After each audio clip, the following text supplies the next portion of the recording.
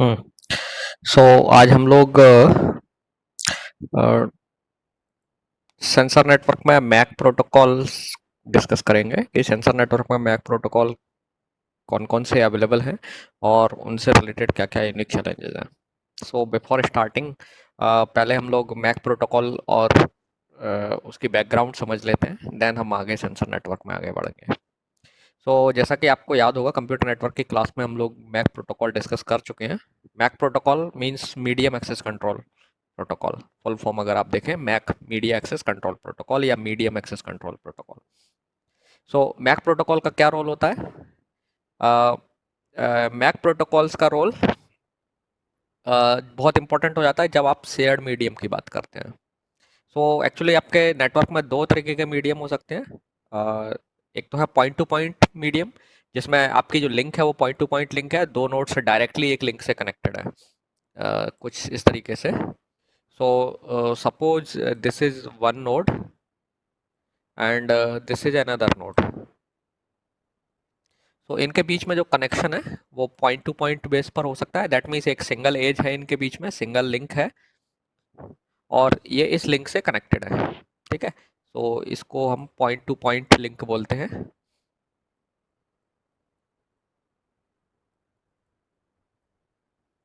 Point two point link.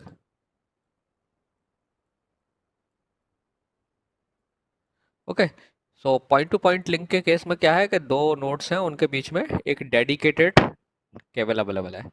Source और destination के बीच में डेडिकेटेड केबल अवेलेबल है। जब भी source, let's say this node is sender और this node is receiver. Sender को जब कभी भी डेटा भेजना है तो it can just know the status के रिसीवर रेडी है कि नहीं है डेटा रिसीव करने के लिए, ये कंफर्म कर लेता है। Then sender can send the data easily without any worry.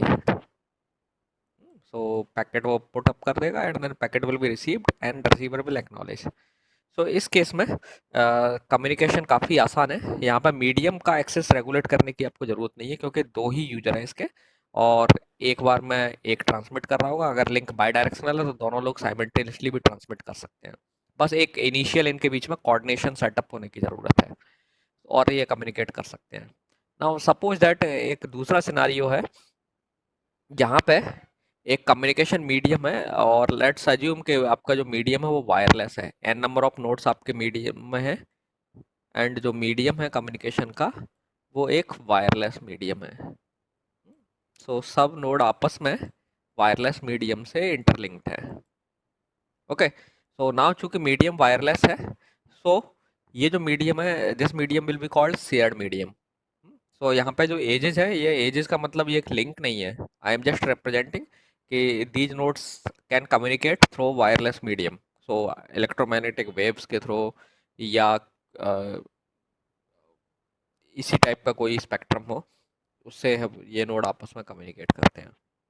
Okay, चूंकि कम्युनिकेशन आपका वायरलेस मीडियम है, कोई भी नोड अगर ट्रांसमिट करता है सिग्नल को, सिग्नल आपके पूरे मीडियम में ब्रॉडकास्ट होता है। That means all signal, the signal will be heard by all the nodes. ये जो मीडियम है इट इज शेयर्ड मीडियम। एक और एग्जांपल, आपने बस टोपोलॉजी स्टडी की हो अगर, ये आपकी बैकबोन के मेन केबल है। मेन केबल से आप जो ना एक नोड को कनेक्ट कर देते हैं with the help of A local cable. यहाँ पर एक कनेक्टर लगा करके सम कट मारा, कट लगाया आपने और नोड को कनेक्ट कर दिया। Similarly you can connect n number of nodes. This is your bus topology. With the help of some connector you connect there. Sorry. हम्म इस केस में ये जो मीडियम है, ये मीडियम अब डेडिकेटेड मीडियम नहीं है, ये मीडियम एक शेयर्ड मीडियम है। ये अगर सपोज ये नोड इस नोड को ट्रांसमिट करना चाहता है, तो जब भी ये नोड ट्रांसमिट करेगा तो केबल सिंगल है, तो सिग्नल जब इस पर अपलोड होगा तो this node will also receive the signal और इस नोड को मिलेगा सिग्नल। जब आपका मीडियम शेयर्ड है, दैट मीन्स सब लोग उसे शेयर कर रहे हैं, तो आपको देखना पड़े उनके जो शेयर्ड मीडियम है उसके यूजेस को रेगुलेट करना पड़ेगा। फॉर एग्जांपल, अगर आपने देखा होगा कि अ, अगर एक मान लीजिए एक बस है जिसमें बहुत सारे पैसेंजर्स को चढ़ना है, एंट्री करनी है और एक सिंगल गेट है। तो अब जब सारे सब लोग उसमें एक साथ तो एंटर नहीं कर सकते बस में उस गेट के थ्रू, तो आपको क्या करना पड़ेगा, उस गेट के एक्सेस को रेगुलेट करना पड़ेगा सो दैट एक एक करके लोग एंटर करें। ओके। क्यों ऐसा है, ये प्रॉब्लम क्यों है, क्योंकि वो गेट एक ही है और वो गेट शेयर्ड है, एक साथ दो पर्सन उसमें एंटर नहीं कर सकते हैं, उस गेट को एक साथ दो या चार लोग और या दो से ज्यादा लोग इस्तेमाल नहीं कर सकते। उस गेट में एक बार में एक ही व्यक्ति एंटर कर सकता है।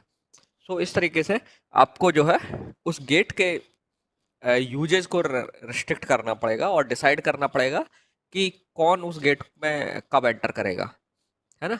और अगर आप रेगुलेट नहीं करेंगे तो क्या होगा, क्योस के क्रिएट होगा और हो सकता है गेट में एक साथ सही कई सारे लोग चढ़ जाए और nobody will be able to enter. और एंटर भी करेगा तो पहले बहुत लोग ट्राई करेंगे और कुछ लोग उसमें से सक्सेसफुल हो पाएंगे, तो एक क्योस का क्रिएट हो जाएगा। तो इस क्योस को आपको कंट्रोल करना पड़ेगा। तो सिमिलरली जब एक शेयर्ड मीडियम होता है तो जहाँ पे मल्टीपल नोड्स ट्रांसमिट कर सकते हैं उसी मीडियम को यूज करके, तो वहाँ भी एक साथ कई सारे नोड अगर सिग्नल ट्रांसमिट कर देंगे तो उनका सिग्नल कोलाइड होगा। दैट मीन्स सिग्नल कोलाइड का मतलब है the signal will be combined and सबके सिग्नल एक साथ कंबाइंड होकर के या तो एडिटिव इफेक्ट देंगे या सब्ट्रैक्टिव इफेक्ट आएगा।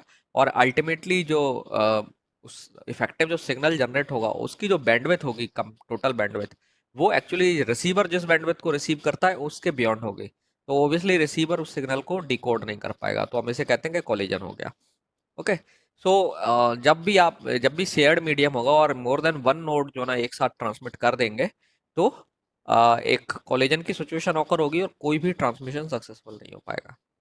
सो इसलिए जब मीडियम शेयर्ड है तो कौन कब ट्रांसमिट करेगा इसे आपको रेगुलेट करने की जरूरत होती है। ठीक है। सो शेयर्ड मीडियम जो है जिसे हम यहाँ पर टर्म हम इस्तेमाल कर रहे हैं मीडियम एक्सेस, मीडियम के एक्सेस को हमें कंट्रोल करना है, रेगुलेट करना है।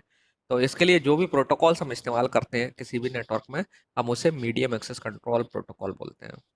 सो wired medium access control protocols आपने पिछली नेटवर्किंग की क्लास में पढ़े हुए हैं।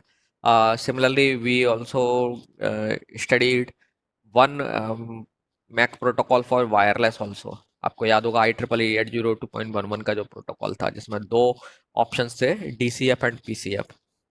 अगर आपको वो रिमेम्बर नहीं है तो मैं आपको सजेस्ट करूंगा कि वो जो चैप्टर है IEEE 802.11 प्रोटोकॉल का जो मैक प्रोटोकॉल है आप उसे पढ़ लें एक बार। ठीक है, we will not discuss that protocol here. हालांकि वो प्रोटोकॉल भी एक कैंडिडेट प्रोटोकॉल है WSN में, लेकिन एग्जैक्टली आपको उस फॉर्म में यूज नहीं कर सकते क्योंकि वो प्रोटोकॉल थोड़ा कॉम्प्लेक्स ज़्यादा है वो सेंसर नेटवर्क के लिए। तो सेंसर नेटवर्क में कुछ स्पेसिफिक प्रोटोकॉल्स भी डेवलप किए गए हैं। Okay. So this is the background of the MAC protocol. तो मैक प्रोटोकॉल का काम क्या है कि who will transmit the next, ये जो क्वेश्चन है इसका आंसर मैक प्रोटोकॉल देता है। ओके। सो मैक प्रोटोकॉल्स के परफॉर्मेंस से रिलेटेड कुछ रिक्वायरमेंट्स हैं, तो लेट्स सी कुछ फीचर्स हैं उसके मैक प्रोटोकॉल के, डिजायरेबल फीचर्स जो एक मैक प्रोटोकॉल में होना चाहिए। So let's see them one by one. आप देखेंगे मैंने यहाँ पर एक लिस्ट ऑफ फीचर्स लिस्ट किए एक सेट ऑफ फीचर्स लिस्ट किए हुए हैं। सो सबसे पहला जो फीचर एक मैक प्रोटोकॉल के लिए डिजायरेबल है WSN के केस में, वो है एनर्जी एफिशिएंसी। ठीक है। किसी वायर्ड के केस में मैक प्रोटोकॉल के लिए हो सकता है हम एनर्जी एफिशिएंसी को बहुत ज़्यादा इंपॉर्टेंस ना दें, लेकिन यहाँ पर आप देखेंगे मैंने एनर्जी एफिशिएंसी को सबसे ऊपर रखा है। तो ऑब्वियसली आप लोग जानते हैं कि एनर्जी एफिशिएंसी इतनी इंपॉर्टेंट क्यों है सेंसर नेटवर्क में। बैटरी ऑपरेटेड होने की वजह से सेंसर नेटवर्क आपका बैटरी, जो उसमें जितने भी नोड्स हैं they are battery operated. So obviously limited power होने की वजह से आपको सेंसर में जो एनर्जी अवेलेबल है नोड्स की उनको एफिशिएंटली इस्तेमाल करना पड़ेगा। आप उस मेमोरी को उस सॉरी उस एनर्जी को एग्रेसिवली कंज्यूम नहीं कर सकते, क्योंकि अगर आप ऐसा करेंगे तो सेंसर नेटवर्क आपका जल्दी डाई कर जाएगा और उसकी लाइफ टाइम जो है कम हो जाएगी। So energy efficiency top priority है। तो सेंसर नेटवर्क में जो भी मैक प्रोटोकॉल आप बनाएंगे या जो भी मैक प्रोटोकॉल अवेलेबल है, आपको उन्हें सबसे पहले एनर्जी एफिशिएंसी के पैरामीटर के बेस पर देखना होगा कि वो प्रोटोकॉल कितना एनर्जी एफिशिएंट है। सो एनर्जी एफिशिएंसी का मतलब है कि आप पैकेट ट्रांसमिट करने में कितनी एनर्जी लगा रहे हैं। Okay. Amount of energy, total amount of energy जो नोड्स की कंज्यूम हो रही है एक एक एक unit number of packets transmit करने में कितनी एनर्जी कंज्यूम हो रही है, that will be called the energy efficiency. Then latency, latency means delay, कि आप पैकेट ट्रांसमिट कर रहे हैं तो पैकेट सिंक नोड तक कितने टाइम में पहुंचता है, तो that is called delay. So obviously ये डिले हम चाहेंगे कि मिनिमम हो, क्योंकि अगर डिले ज़्यादा होगा तो दैट इज ऑल्सो प्रॉब्लमेटिक, क्योंकि कई सेंसर नेटवर्क जनरली कई बार क्रिटिकल सिनारियोज और क्रिटिकल एप्लीकेशंस के लिए डिप्लॉय किए जाते हैं, for example intrusion detection system, fire detection system. तो ये जो सिस्टम्स हैं इनके एप्लीकेशन बहुत क्रिटिकल हैं, आपको तुरंत इमीज मिनिमम टाइम में रिस्पॉन्ड करना है। सो उसके लिए ज़रूरी है कि जो इवेंट ऑकर हो रही है उसे मिनिमम टाइम में आप उसके बारे में सेंसर बेस स्टेशन तक इंफॉर्मेशन सेंड कर पाएँ। So latency is very important. Okay, then throughput. Through so throughput का मतलब है कि एक यूनिट टाइम में how many packets are being transmitted. So let's say 1 second में कितने पैकेट ट्रांसमिट हो रहे हैं, that will be called a throughput. So अगर एक नेटवर्क है सेंसर नेटवर्क, तो अगर वो 1 सेकंड में 100 पैकेट ट्रांसमिट कर रहा है तो उसका throughput you can call it 100, है ना। हालांकि थ्रूपुट का मतलब जनरली होता है नंबर ऑफ बिट्स ट्रांसमिटेड पर second. Okay, number of bits transmitted पर सेकंड। देन फेयरनेस, जो नेक्स्ट फीचर है फेयरनेस। फेयरनेस का मतलब है कि चूंकि आपका जो मैक प्रोटोकॉल है, मैक प्रोटोकॉल में ओबियसली नोड compete कर रहे हैं चैनल का एक्सेस लेने के लिए, तो कंपटीशन जहां पर है तो कंपटीशन आपका अनफेयर नहीं होना चाहिए। So MAC protocol should offer fair competition, that means सबको इक्वल अपॉर्चुनिटी मिलना चाहिए। ऐसा ना होगा कुछ ही नोड्स को बार बार चैनल एक्सेस मिल जा रहा है और कई नोड्स जो ना उनको चैनल एक्सेस इजीली नहीं मिल रहा है। तो आपका जो मैक प्रोटोकॉल होगा किसी भी नेटवर्क के लिए, वो सेंसर नेटवर्क के लिए भी ये फीचर डिजायरेबल है कि प्रोटोकॉल फेयरनेस ऑफर करना चाहिए, सबको इक्वल चांस नोड्स को मिलना चाहिए। मतलब किसी भी नोड के चैनल को ग्रैब करने की जो प्रोबेबिलिटी है जब नोड compete कर रहे हैं तो वो इक्वल होना चाहिए। Low overhead, this is next important property है कि जब जो सेंसर नेट में जो मैक प्रोटोकॉल होगा उसका ओवरहेड कम से कम होना चाहिए। तो ओवरहेड का मतलब है एक्चुअली कि जब आप चैनल ग्रैब करेंगे तो चैनल ग्रैब करने से पहले हो सकता है कि प्रोटोकॉल के अकॉर्डिंग कुछ नोड्स को आपस में कंट्रोल इन्फॉर्मेशन का कुछ एक्सचेंज करना पड़े, एक दूसरे को कुछ मैसेजेस एक्सचेंज करना पड़े, जिससे कि वो एक दूसरे को मतलब कम्युनिकेट करके डिसाइड कर पाए कि कौन ट्रांसमिट करेगा नेक्स्ट टाइम। सो ये जो प्रोटोकॉल के बेस केस में इस चैनल एक्सेस को अचीव करने के लिए जो पैकेट्स ट्रांसमिट होंगे, कंट्रोल पैकेट्स, ये कंप्लीटली ओवरहेड होगा। सो आपको ध्यान रखना है कि जब भी आप कोई मैक प्रोटोकॉल यूज कर रहे हैं तो उसमें जो कंट्रोल पैकेट्स का जो ट्रांसमिशन है वो कम से कम होना चाहिए। तो आप इसे एक रेशो के तौर पर डिफाइन कर सकते हो कि लेट्स से 100 पैकेट्स ट्रांसमिट करने के लिए आपको कितने कंट्रोल पैकेट ट्रांसमिट करना पड़ रहे हैं पर 100 पैकेट या पर यूनिट पैकेट। तो आप टोटल पैकेट्स जो कंट्रोल पैकेट ट्रांसमिट हुए उसे डिवाइडेड कर दीजिए कि टोटल डेटा पैकेट्स कितने ट्रांसमिट हुए, एक्चुअल डेटा पैकेट ट्रांसमिट, उनका रेशो निकाल लीजिए। एक्चुअल लेट्स से एक fix amount of data packets को ट्रांसमिट करने के लिए कितने कंट्रोल पैकेट ट्रांसमिट करना पड़ रहा है आपको, so that will be called overhead. So obviously overhead minimum होना चाहिए। Then next point is bandwidth efficiency. तो कोई भी प्रोटोकॉल अगर मैक के लिए आप इस्तेमाल कर रहे हैं तो वो बैंडविड्थ एफिशिएंट होना चाहिए, मतलब वो बैंडविड्थ को एफिशिएंटली यूटिलाइज करे, बैंडविड्थ को वेस्ट ना करे। Then scalability, that is very important. Scalability का मतलब है कि एक प्रोटोकॉल अगर 10 नोड्स के लिए जो परफॉर्मेंस दे रहा है वो परफॉर्मेंस 100 नोड्स के लिए भी मिलना चाहिए, उसमें बहुत ज़्यादा ड्रास्टिक रिडक्शन नहीं होना चाहिए। ओबियसली नोड्स बढ़ेंगे तो परफॉर्मेंस में थोड़ा वो डिफरेंस आ सकता है, बट वो डिफरेंस बहुत ज़्यादा ड्रास्टिक नहीं होना चाहिए। या कई नए नोड्स ज्वाइन कर रहे हैं, कुछ नोड्स डाई करने की वजह से आप रैंडमली जब कई और एडिशनल नोड्स ऐड करते हैं तो आपका नेटवर्क का साइज बढ़ता है। तो जब आपके नेटवर्क का साइज ग्रो कर रहा है, उसमें नंबर ऑफ सेंसर्स अगर किसी वजह से सपोज इंक्रीज कर जाते हैं, तो भी आपके सेंसर नेटवर्क का जो मैक प्रोटोकॉल है उसका परफॉर्मेंस डिग्रेड नहीं होना चाहिए। That is very important requirement. Otherwise अगर एक प्रोटोकॉल जो स्केल नहीं हो पाता है, that may become useless for a large sensor network. Then reliability. तो रिलायबिलिटी का मतलब है कि डेटा ट्रांसमिशन रिलायबल होना चाहिए।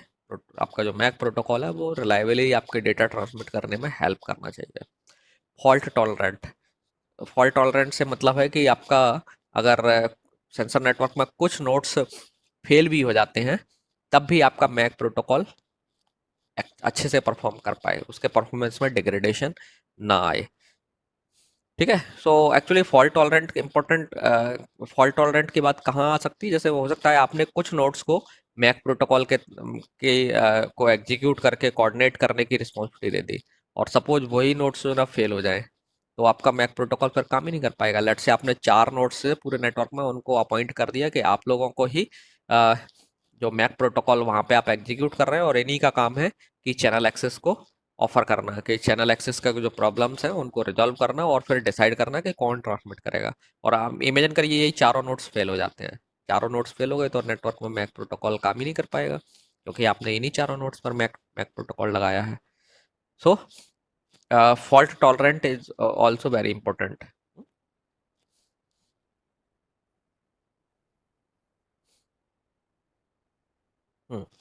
सो जैसा कि मैंने कहा कि सेंसर नेटवर्क में energy is very important. So now let's see कि सेंसर नेटवर्क में एनर्जी को वेस्ट करने वाले कौन कौन सी प्रॉब्लम्स हैं, या कौन कौन से पॉइंट्स हैं, या जिन पॉइंट्स हैं जिनकी वजह से सेंसर नेटवर्क में एनर्जी वेस्ट हो सकती है। सो सबसे पहला, जैसा कि मैंने आपके साथ डिस्कस किया था, कि कॉलिजन। कॉलिजन की वजह से सेंसर नेटवर्क की एनर्जी वेस्ट हो सकती है। कैसे? क्योंकि जब आप मान लीजिए दो नोड्स ने एक साथ डेटा ट्रांसमिट कर दिया, और जब एक साथ डेटा ट्रांसमिट कर दिया और सपोज वो दोनों एक दूसरे की रेंज में हैं, तो दोनों के सिग्नल्स कोलाइड करेंगे, और जो फाइनल सिग्नल बनेगा, वो सिग्नल का जो बैंडविड्थ है, हो सकता है रिसीवर जिस बैंडविड्थ पर सुनते हैं उस बैंडविड्थ से अलग है। ओके।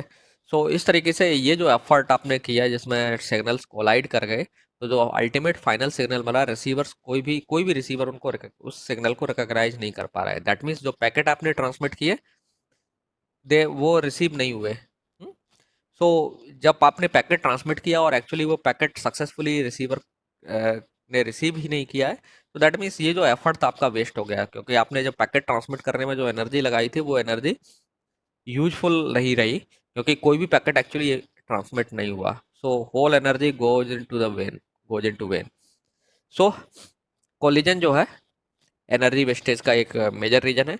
और फिर कोलिजन के बाद कई बार क्या होता है, आपको उस दोबारा पैकेट को दोबारा से ट्रांसमिट करना पड़ेगा, जिसे हम रीट्रांसमिशन बोलते हैं।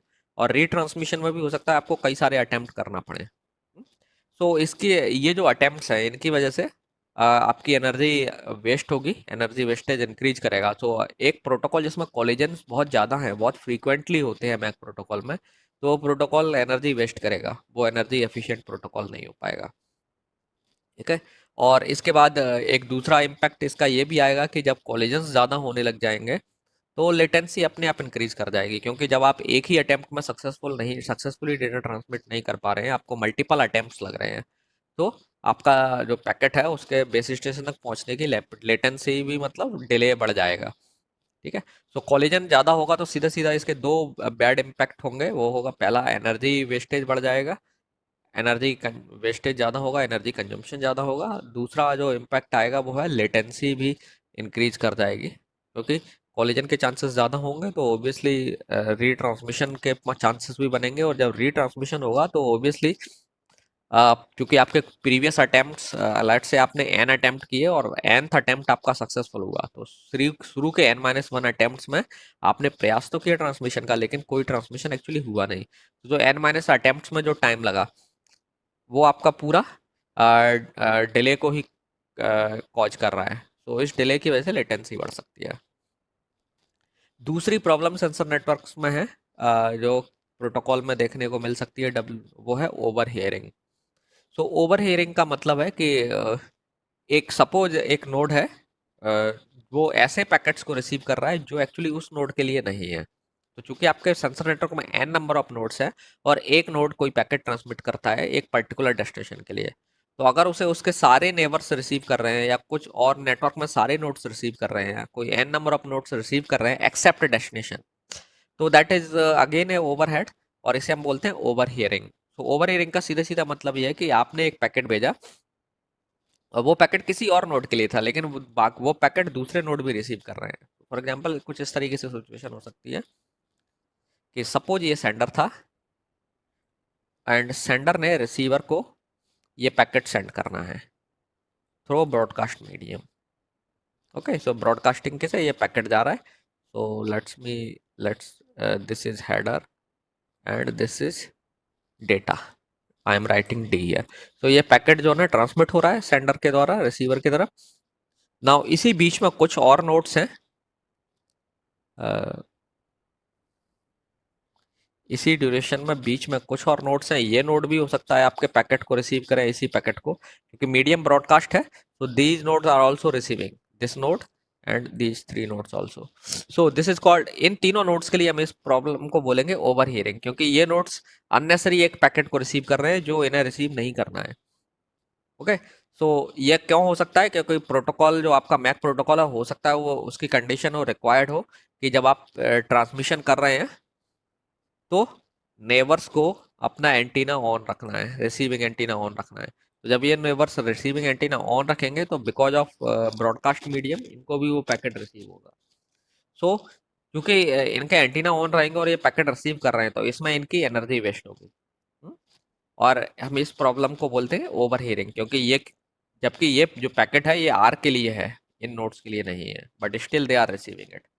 Okay, so this is called overhearing. So overhearing से भी एनर्जी कंजम्पशन होगा, है ना, अननेसरी एनर्जी कंजम्पशन होगा इन नोड्स का, जबकि इन नोड को अपना एंटीना ऑफ रखना चाहिए था।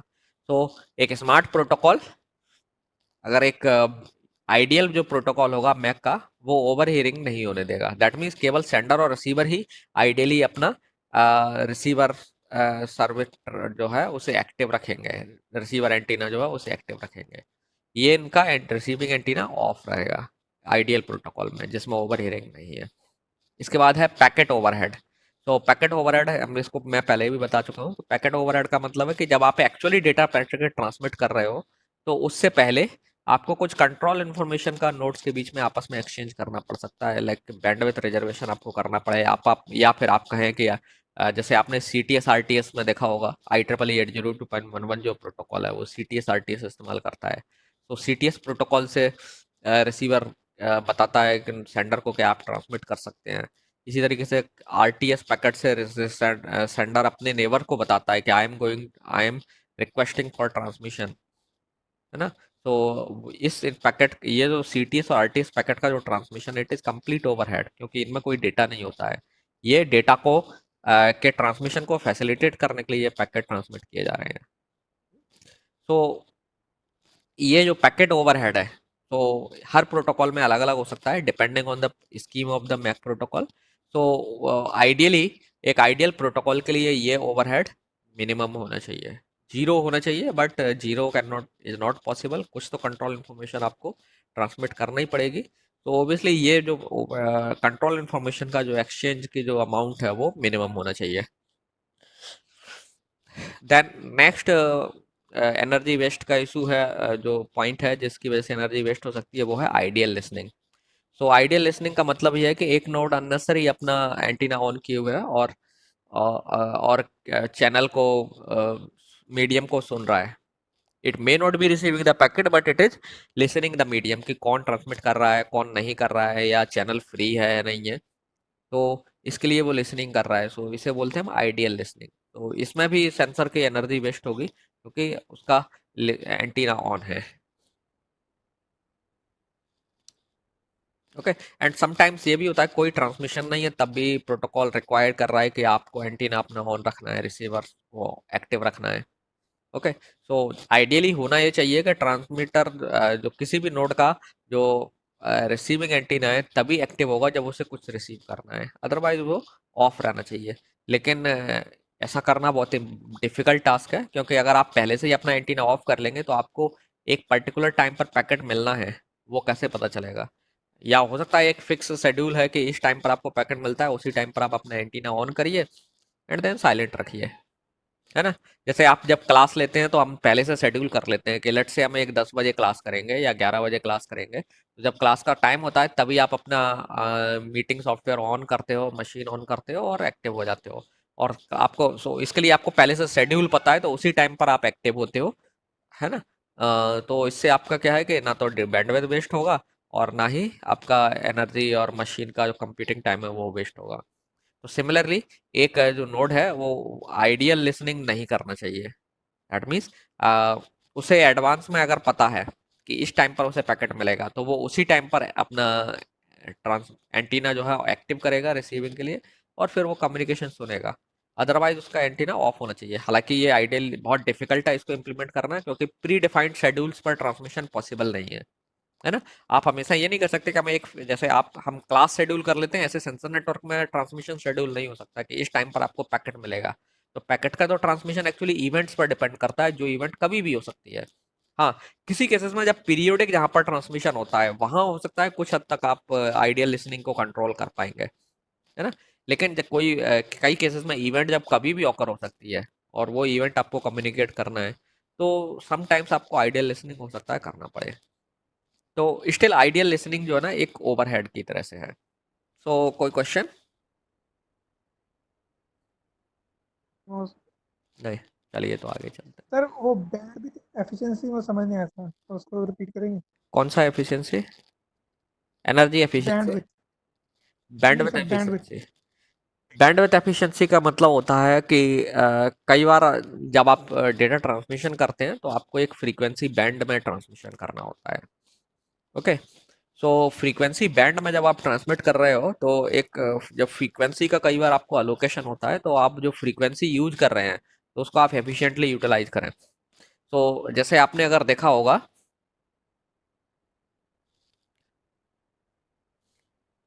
कि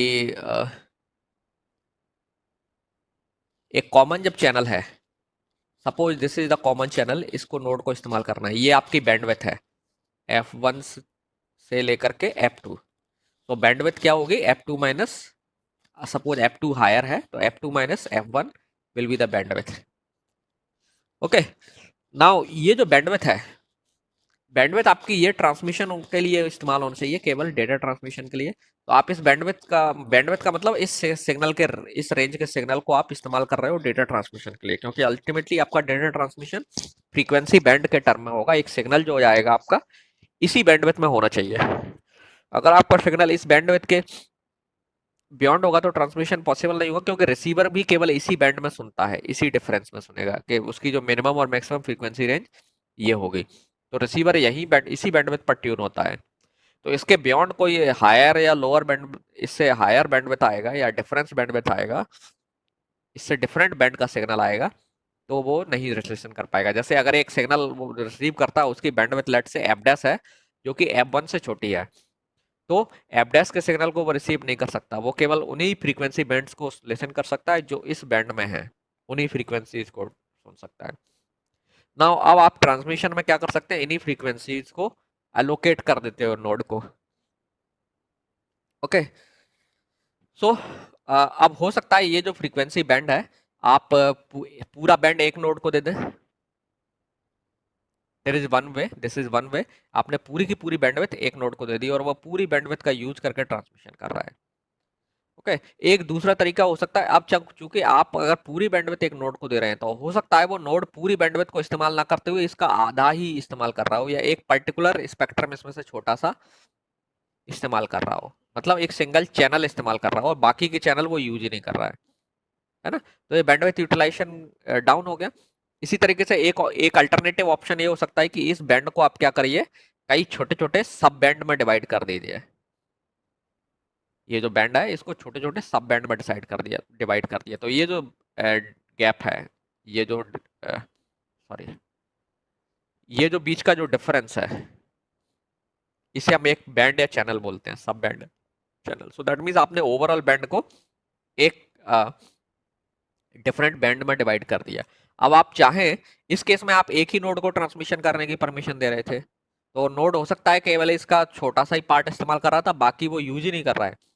लेकिन एक आपने बेटर अप्रोच देखी, आपने सोचा कि पूरी बैंडविड्थ की जरूरत नहीं होती है हमें इस एक नोड को देने की, हम इसको 4 नोड को दे सकते हैं डिवाइड करके। Suppose that depending on application में डेटा ट्रांसमिशन के लिए कितनी बैंडविड्थ रिक्वायर्ड होती है, उस पर ये डिवीजन बेस्ड होता है।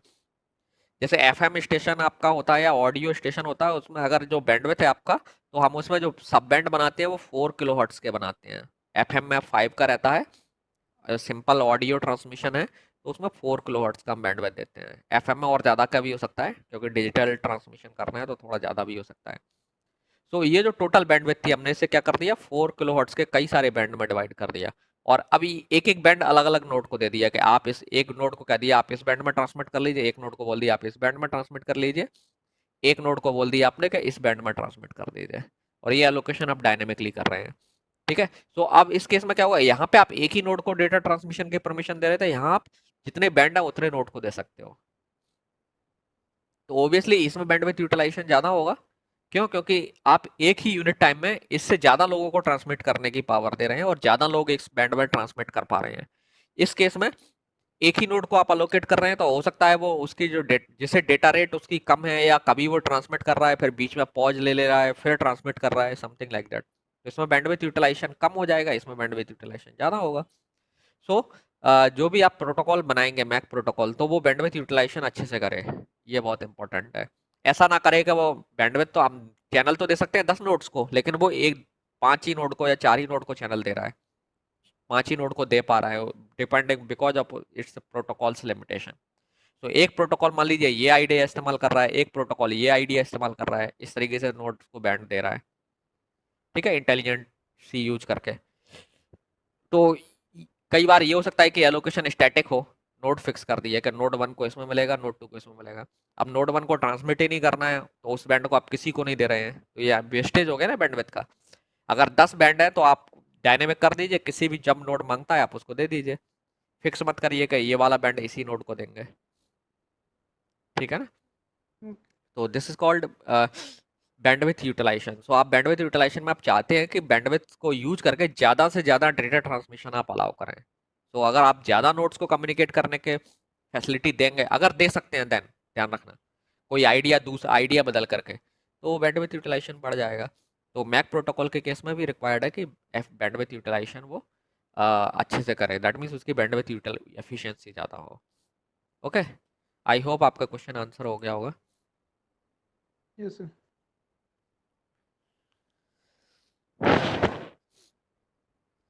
नाउ नेक्स्ट जो प्रॉब्लम है वो है ओवर एमिटिंग। इमिट करने का मतलब होता है ट्रांसमिट करना। तो ओवर ट्रांसमिशन आप इसे बोल सकते हैं।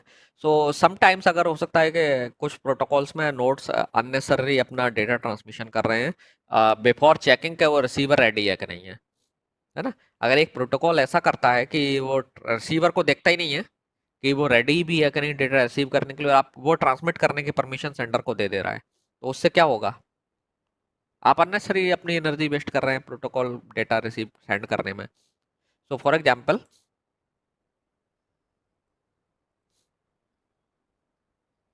ये सपोज सेंडर है और ये रिसीवर है, और ये आपका ब्रॉडकास्ट मीडियम था। तो ब्रॉडकास्ट मीडियम का मतलब केवल नहीं होता है, कोई भी मीडियम हो सकता है। नाउ ये जो सेंडर है, अगर इसको डेटा ट्रांसमिट करना था, इसने क्या किया, डेटा बनाया, चैनल का एक्सेस लिया और नोड को ट्रांसमिट कर दिया। नाउ इसने ट्रांसमिट करने से पहले ये सोचा ही नहीं कि ये नोड अवेलेबल भी है कि नहीं। ये नोड सपोज करिए स्लीप मोड में पड़ा हुआ है, अभी एक्टिव ही नहीं है। आपने इसे कंफर्म ही नहीं किया ये नोड एक्चुअली रिसीव करना चाह रहा है डेटा का नहीं, और आपने ट्रांसमिट कर दिया, तो ओबियसली ट्रांसमिट कर दिया तो ये नोड तो जागने वाला नहीं है। आपका कम्युनिकेशन सुन के वो स्लीप में है, उसका एंटीना ही ऑफ है। तो क्या होगा, आपका ये जो पूरा एफर्ट है वेस्ट हो जाएगा। और ये जो एफर्ट लगाया था आपने पैकेट को ट्रांसमिट करने का, इसमें चूंकि आपने ट्रांसमिशन किया है तो इस नोड की सेंडर की अपनी एनर्जी कंज्यूम होगी। सो this is called over emitting. Over emitting का मतलब यह है कि रिसीवर रेडी नहीं है और आपने ट्रांसमिशन कर दिया। जैसे कई बार क्या होता है, आप अपने फ्रेंड के पास घर जाना है उससे मिलने के लिए, और आप बिना फोन करके उसके पास चले जाते हैं और पता चला वो घर पे मिला ही नहीं, तो आपका क्या हुआ, एफर्ट बेकार हो गया। आप गए और वहां पर और फिर वापस लौट के आ गए। सो आपका अननेसेसरी का टाइम वेस्ट होगा और मनी वेस्ट होगा। अगर आप पब्लिक ट्रांसपोर्ट से जा रहे हैं, प्राइवेट ट्रांसपोर्ट से जा रहे हैं, तो आपका फ्यूल वेस्ट होगा। अगर यही काम आप सीधा पहले पर्सन से कंफर्म कर लेंगे आप घर पे हो कि नहीं हो, और घर पे हो, आपसे उससे मिलने का टाइम मांग लो कि हम इतने बजे आ रहे हैं, आप इतने बजे आप मिलोगे, उसने कहा हाँ, तो आप चले गए, तो उसमें आपकी वेस्टेज नहीं हुआ कुछ भी, आपका काम हो गया, है ना। So same thing is also here कि सेंडर एस एस को कोई डेटा ट्रांसमिट करना था और उसने रिसीवर से चेक ही नहीं किया कि रिसीवर एक्चुअली रेडी है कि नहीं रिसीव करने के लिए। ओके। सो इस तरीके का ट्रांसमिशन को हम बोलते हैं ओवर एमिटिंग। सो ये भी नहीं होना चाहिए सेंसर नेटवर्क में, किसी भी मैक प्रोटोकॉल में। इवन किसी भी, चाहे वायर्ड नेटवर्क का मैक प्रोटोकॉल हो या किसी और टाइप के नेटवर्क का मैक प्रोटोकॉल हो, over emitting should not be there. मतलब रिसीवर को बिना आप कांटेक्ट किए, बिना रिसीवर की परमिशन लिए या एग्रीमेंट लिए आप डेटा ट्रांसमिशन नहीं करना चाहिए, क्योंकि हो सकता है रिसीवर फिर आपका डेटा रिसीव ही नहीं करे। ठीक है। तो this is one problem. Next problem जो है वो है क्लॉक ड्रिफ्ट। तो एक्चुअली कई सारे मैक प्रोटोकॉल्स जो है ना, उनको टाइम सिंक्रोनाइजेशन की जरूरत पड़ती है। ओके। सो अगर टाइम सिंक्रोनाइजेशन उनके बीच में नहीं है, जो कि आपके जनरली क्वार्ट्स के थ्रू किया जाता है, तो फिर क्या होगा, बहुत सारे टेक्निकल इश्यूज आएंगे।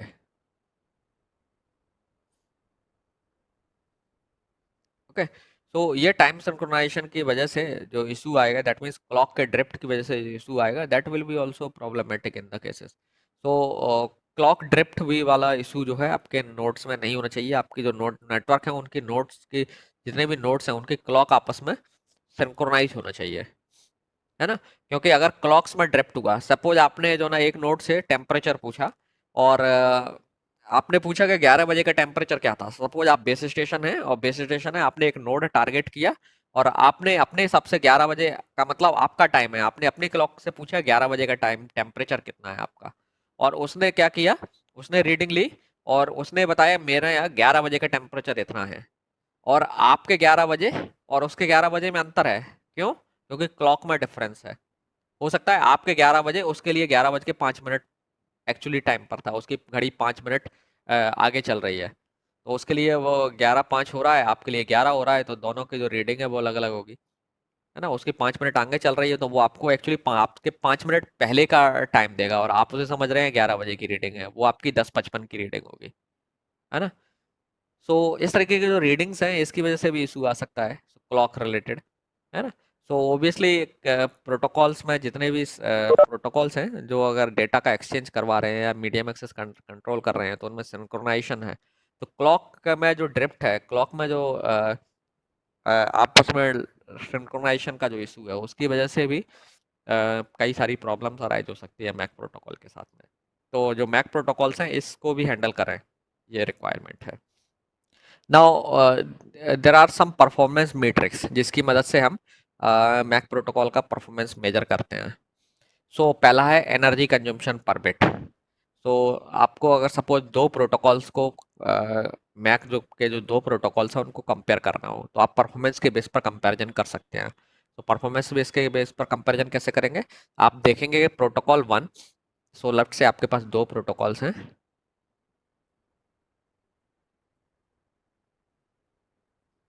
एक है P1 मैक प्रोटोकॉल, एक मैक प्रोटोकॉल P2 है। अब आपको दोनों का कंपैरिजन करना है, ठीक है। सो ऑब्वियसली परफॉर्मेंस मैट्रिक्स आपको रिक्वायर्ड होंगे। सो एक परफॉर्मेंस मैट्रिक जिनसे कंपेयर कर सकते हो वो है एनर्जी कंजम्पशन पर बिट। सो एक बिट को ट्रांसमिट करने में P1 में कितनी एनर्जी लग रही है और इसमें कितनी एनर्जी लग रही है। ओके। सो उसके बेस पर आप डिसाइड कर सकते हो। सो लेट्स से इसमें एक मैं एग्जाम्पल के तौर पर ले रहा हूँ, एक बिट को ट्रांसमिट करने के लिए लेट्स से 0.1 जूल एनर्जी लग रही है, और इसमें 0.2 जूल एनर्जी लग रही है। ओके। तो कौन सा प्रोटोकॉल एनर्जी कंजम्पशन में बेटर माना जाएगा? ओबियसली P1, क्योंकि इसमें एनर्जी कंजम्पशन पर बिट कम है। तो एक बिट को ट्रांसमिट करने में ऑन एवरेज इतनी बिट एनर्जी इसमें लग रही है, ऑन एवरेज इसमें इतनी लग रही है, तो obviously P1 will be better. Okay. So हालांकि जनरली हम दो प्रोटोकॉल्स बेटर है नहीं है, एक ही पैरामीटर पर डिसाइड नहीं करते हैं, देयर आर मल्टीपल पैरामीटर्स। दूसरा है average delay ratio. Okay, so average delay ratio मतलब एक पैकेट को ट्रांसमिट करने में ऑन एवरेज कितना डिले लगता है, क्योंकि हर समय डिले सेम नहीं होगा, है ना, क्योंकि नेटवर्क में नोड्स का बिहेवियर बदलता है, कोई नोड स्लीप में जाता है, कोई नोड एक्टिव रहता है, तो नोड के स्लीप में जाने की वजह से हो सकता है आपका डिले बढ़ जाए, कभी नोड ज़्यादा जागे हुए हैं तो आपका डिले कम रहेगा। तो ओबियसली एक पैकेट को ट्रांसमिट करने में कितना ऑन एवरेज डिले लग रहा है उसको आप एवरेज कर लीजिए। तो एवरेज डिले रेशियो निकाल लीजिए, number of sorry delay ratio, sorry ये तो डिलीवरी रेशियो है, डिले की मैं बात कर रहा था, एवरेज डिले इसमें है। अच्छा ठीक है, ये है average packet latency, so I was talking of this one not this. ठीक है, सो पैकेट लेटेंसी को ही डिले बोलते हैं, that is alternate term. So average time जो है ना पैकेट को सिंक नोड तक पहुंचने में कितना लग रहा है, तो ये जो टाइम है वो आप इसके बेस पर आप दो प्रोटोकॉल्स को कंपेयर कर सकते हो। ऑब्वियसली ये टाइम कम होना चाहिए, तो जितना एवरेज डिले एक प्रोटोकॉल में कम होगा उस उतना ही प्रोटोकॉल ज़्यादा अच्छा माना जाएगा। सो अगेन आपके पास दो मैक प्रोटोकॉल है और इसमें let's say average delay 1 milli second है और इसमें एवरेज डिले 2 मिली सेकेंड है, या और डिफरेंट भी वैल्यू ले सकते हैं, तो ऑब्वियसली ये प्रोटोकॉल बेटर माना जाएगा। ओके, नाउ कई अब इसका उल्टा भी हो सकता है, आप कहेंगे कि सर इसमें जो ना इसका एनर्जी कंजम्पशन इसका अच्छा है P1 का, और एवरेज डिले यहाँ पे 1 मिली सेकेंड की जगह पे इसका 0.5 मिली सेकेंड है, तो ये लेटेंसी या एवरेज डिले के टर्म में ये प्रोटोकॉल बेटर है, ये बेकार है। ये एनर्जी बचा रहा है लेकिन ये एनर्जी कंज्यूम कम कर रहा है, तो आपको डिसाइड करना पड़ेगा कि आपको क्या कौन सा ट्रेड ऑफ करना है, कि आपको एनर्जी ज़्यादा इंपॉर्टेंट है आपके लिए डिले की अपेक्षा, या डिले इंपॉर्टेंट है एनर्जी कंज्यूम बहुत ज़्यादा इंपॉर्टेंट नहीं है, तो उसके बेस पर भी आप डिसाइड करेंगे। ध्यान रखना, एक सिंगल पैरामीटर के बेस पर डिसाइड करना हो दो प्रोटोकॉल्स का तो इजी है, लेकिन आपको सारे पैरामीटर्स देख करके आपको डिसाइड करना है कि कौन सा प्रोटोकॉल बेटर है, तो फिर आपको अपनी कंडीशन देखना पड़ेगी कि आपकी नीड क्या है, आपको किस पैरामीटर की ज़्यादा आप कौन से पैरामीटर को ज़्यादा इंपॉर्टेंस देना चाहते हैं, क्योंकि आपके एप्लीकेशन के लिए कौन सा पैरामीटर बहुत ज़्यादा इंपॉर्टेंट है।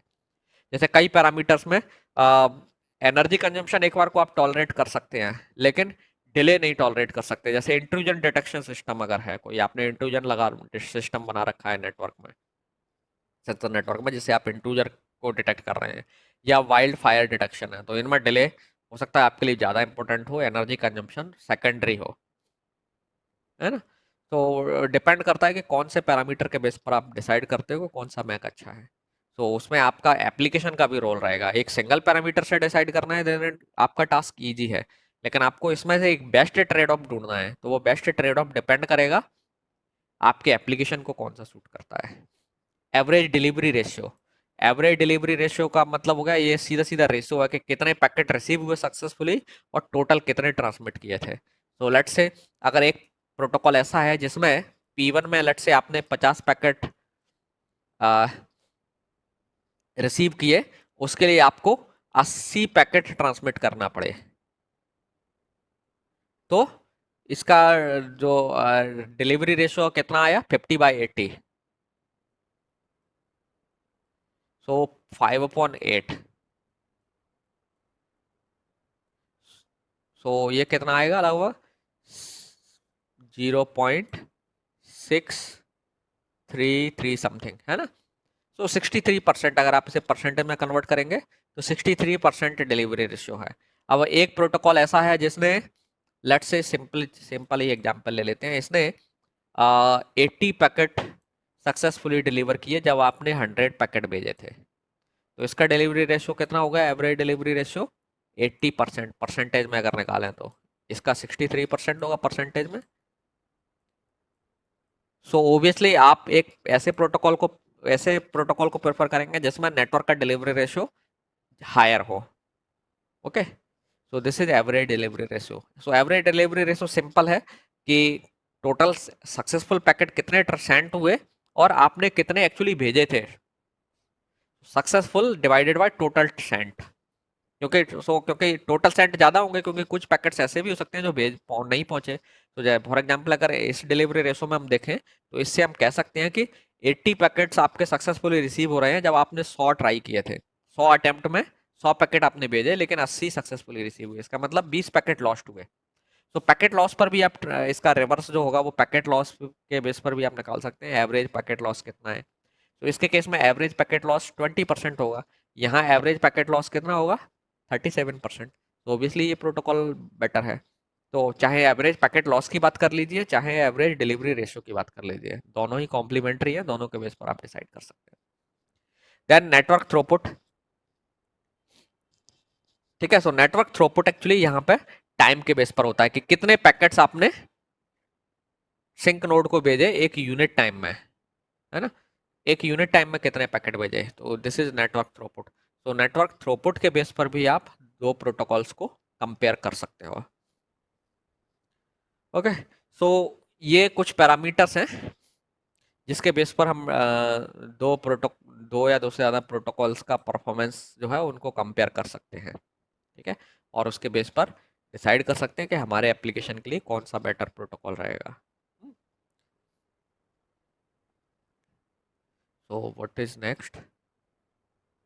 ओके, सो आपके जो मैक प्रोटोकॉल्स हैं, जो किसी हमने वायर्ड में भी देखे थे, तो ब्रॉडली अगर हम क्लासीफाई करें मैक प्रोटोकॉल को, सेंसर नेटवर्क को भी दो तरीके के होंगे। पहला है कंटेंशन बेस्ड प्रोटोकॉल, दूसरे है शेड्यूल बेस्ड मैक प्रोटोकॉल। तो कंटेंशन बेस्ड का मतलब जहाँ पे नोड compete कर रहे हैं चैनल को ग्रैब करने के लिए। ओके, सो नोड जब compete कर रहे हैं तो ऑब्वियसली कंपटीशन में सारे लोग विन नहीं करेंगे, सम नोड्स विल विन, जिनको चैनल मिल गया वो आप उन्हें विनर मान सकते हैं, और सम सम नोड्स विल लूज। ओके, सो एक शेयर्ड मीडियम है, उसको 10 लोग ट्रांसमिट करने के लिए अटेम्प्ट कर रहे हैं, तो एक को ही चांस मिलेगा, 9 लोगों को नहीं मिलेगा। तो जहाँ कंपटीशन हो रहा है चैनल को ग्रैब करने के लिए, उन प्रोटोकॉल्स को हम कंटेंशन बेस्ड या रैंडम एक्सेस प्रोटोकॉल्स भी बोलते हैं। ठीक है, तो दो टर्म है इसके लिए, कंटेंशन बेस्ड या okay, so random access protocols या कंटेंशन बेस्ड प्रोटोकॉल्स हैं एक कैटेगरी। दूसरी कैटेगरी है शेड्यूल्ड बेस्ड मैक प्रोटोकॉल। तो शेड्यूल बेस्ड प्रोटोकॉल में एक्चुअली एक या तो नोड्स मिलकर के एक रूल बना लेंगे जिसको सारे नोड फॉलो करेंगे। ओके, एक पर्टिकुलर शेड्यूल फॉलो करेंगे, जिसमें शेड्यूल का मतलब हो गया कि एक पूरा रूटीन है कि कब नोड्स को एक्टिव रहना है, कब नोड को लिसन करना है, कब नोड को स्लीप मोड में चले जाना है। ओके, दैट मीन्स कब एक्टिव रहना है, कब रिसीव करना है, कब ट्रांसमिट करना है, कब इनएक्टिव हो जाना है, दैट मीन्स स्लीप मोड में चले जाना है। तो कुछ प्रोटोकॉल्स ऐसे भी हैं जो एक शेड्यूल बना देते हैं और सारे फिर नोड उसको फॉलो करते हैं। ओके, सो कभी कभी शेड्यूल बेस्ड प्रोटोकॉल को हम रिजर्वेशन बेस्ड प्रोटोकॉल भी बोलते हैं, है ना। तो ये दो कैटेगरी ऑफ प्रोटोकॉल्स होते हैं। एक है कंटेंशन बेस्ड, जैसे आपने अगर देखा होगा एक ऑप्शन कंटेंशन बेस्ड को ऐसे समझिए कि आपको लेट से दिल्ली से मुंबई तक के लिए ट्रेन चल रही है। ओके, और आपने ट्रेन में कोई भी रिजर्वेशन नहीं कराया है और उसमें 1000 सीट्स हैं और बैठने वाले 2000 हैं। तो अब आपने छोड़ दिया कि आप compete करिए, है ना, compete करिए सीधे। तो लोगों में जैसे भी तरीका होगा लोग compete करके 1000 लोग ही सक्सेसफुल होंगे, क्योंकि उससे ज़्यादा आप बैठने नहीं दे रहे हैं, बाकी लोग नहीं मिल पाएंगे। सो दैट इज कॉल्ड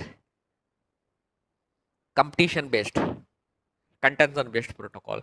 दूसरा है कि आप लोगों को रिजर्वेशन दे दीजिए, लोगों को रिजर्वेशन दे दिया, अब उसमें कंपटीशन खत्म हो गया। तो जैसे आप लोग देखो, आप जब कोच में जाते हैं तो आपकी सीट रिजर्व है और आपको कोई टेंशन नहीं है, सीधे आप अपनी जाकर के सीट पर बैठ जाते हैं। तो उसमें रिजर्वेशन आपने कर लिया, देन अब आप यूज कर सकते हैं चैनल को। ठीक है, तो दूसरे जो कैटेगरी है प्रोटोकॉल की वो रिजर्वेशन बेस्ड प्रोटोकॉल्स होते हैं, जो शेड्यूल बेस्ड प्रोटोकॉल की जब बात कर रहे हैं, तो उसमें पहले से रिजर्वेशन होता है आपका, है ना। और वो रिजर्वेशन का तरीका जो है ना पहले से डिसाइड कर देते हैं। जैसे आपने देखा होगा रेलवे में रिजर्वेशन आप आईआरसीटीसी से कर लेते हैं, आप आईआरसीटीसी से रिजर्वेशन कर लीजिए एंड देन जाकर के आप ट्रेन को बोर्ड कर लीजिए। तो दैट्स वैसे ही रिजर्वेशन, हालांकि इसमें भी शेड्यूल बेस्ड प्रोटोकॉल में रिजर्वेशन के लिए कंटेंशन होता है। ठीक है, जैसे आप देखते हो ना, जब आईआरसीटीसी टिकट जब आप ले रहे हैं तब एक तरीके से compete कर रहे हैं। तो compete करने में आपका ट्रांजेक्शन एग्जीक्यूट हो गया तो आपको चांस मिल गया, नहीं तो नहीं मिल गया, है ना। तो वो कंपटीशन एक स्मॉल लेवल का होगा, एक लेवल का, देन एक बार आपने compete करके चैनल ग्रैब कर लिया, देन नोबडी विल बदर यू। तो ये इसको बोलते हैं रिजर्वेशन बेस्ड प्रोटोकॉल, जहाँ पे आप पहले से रिजर्वेशन कर लेते हैं। तो ये रिजर्वेशन या तो आपको कई बार एक तो compete करके लेना पड़ सकता है, या हो सकता है रिजर्वेशन किसी बेस पर अलोकेट कर दिया गया हो, है ना। जैसे एक आपने कभी गवर्नमेंट की पॉलिसी देखी होगी, कुछ कभी कभी ऐसी पॉलिसी आई है कि जैसे जॉब की बात है, जॉब में compete करना है, तो compete करने के लिए सीधा आपने कह दिया, एक क्राइटेरिया बना दिया, जिसके जो परसेंटेज मार्क्स होंगे, 1000 जॉब है तो पहले टॉप 1000 जो स्टूडेंट है हम उनको जॉब दे देते हैं। तो यहाँ कंपटीशन खत्म हो गया। तो ये हो गया, एक आपने प्री एलोकेटेड प्रोसीजर बना दी और उसके बेस पर नोट्स को लोगों की जॉब रिजर्व कर दी, उनको जॉब दे दिया, है ना। सो जहाँ पे किसी बेस पर आप पहले रिजर्वेशन कर देते हैं एंड रिजर्वेशन के बाद आपका कंपटीशन खत्म। तो इनको हम शेड्यूल बेस्ड या कंपटीशन बेस्ड प्रोटोकॉल बोलते हैं। So competition based protocols actually contention का मिक्सअप होते हैं, कंटेंशन में हम बाद में रिजर्वेशन ऐड कर देते हैं। सो ये दो कैटेगरी के प्रोटोकॉल्स हैं। सो नेक्स्ट क्लास में आज यहीं क्लोज करते हैं। नेक्स्ट क्लास में हम लोग एक दो एग्जांपल्स देखेंगे इन्हीं कैटेगरी में। हम्म, और मैं आपसे रिक्वेस्ट करता हूँ कि आप लोग IEEE 802.11 का जो मैक प्रोटोकॉल है उसे पढ़ लें। ओके। सो नेक्स्ट क्लास आज यहीं क्लोज करते हैं। आपके क्वेश्चन हो कोई तो आप पूछ सकते हैं। No sir. क्वेश्चन है? No sir. Okay. So then let's close. So next class में कब होगी मैं कौन? बताऊंगा आपको। We will communicate through I WhatsApp. Triple eight zero two 802.11 point one में। वन का जो मैक प्रोटोकॉल है, जो वाईफाई में जो मैक प्रोटोकॉल इस्तेमाल होता है आपके। हालांकि वो प्रोटोकॉल एज इट इज आप यूज नहीं कर सकते, क्योंकि वाईफाई प्रोटोकॉल में तो एक्चुअली वाईफाई के केस में तो एनर्जी कंजम्पशन बहुत बड़ा इशू नहीं है, वहाँ एनर्जी इशू नहीं है। लेकिन मैक प्रोटोकॉल जो वाईफाई का है वो एनर्जी कंजम्पशन ज़्यादा करता है, इसलिए हम उसे WSN में एज इट इज अडॉप्ट नहीं कर सकते। ठीक है, क्योंकि वो एनर्जी एफिशिएंट नहीं है।